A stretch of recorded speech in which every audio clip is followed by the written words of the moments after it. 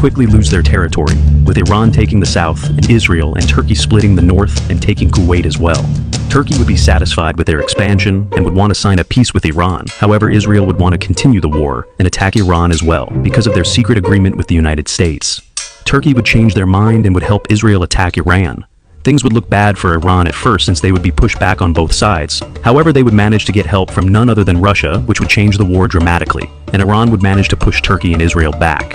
However, even though Russia would be helping Iran, with the United States constantly sending supplies, war would reach a stalemate for the next few years. Both sides would want to sign peace, but the US would be against it, since it would mean they lost all of the money they sent to Israel. But they wouldn't be able to intervene with their forces either, since it would mean a direct conflict with Russia. The US would send an ultimatum to Russia to either retreat from Iran, or they would be forced to send their troops to the Middle East. Russia would be scared of World War III, so they would accept, and would retreat their army from Iran, leaving them to fight alone.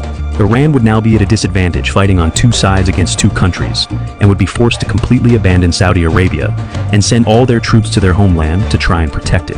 Fighting on only one front would prove to be much easier, and they would manage to take back their land and form a defense line there. The prolonged war would be hard on Turkey's economy, and they would step aside from this war, leaving Israel with no other choice but to sign peace with Iran.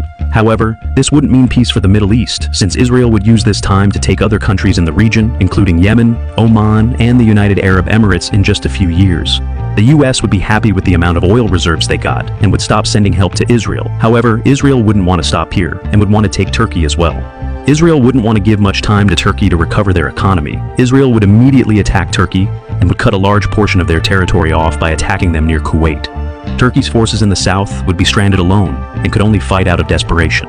Israel would quickly encircle them, and they would eventually be destroyed. Turkey would, however, take this time to mobilize their army to their territories in Iraq, and prepare their defense line.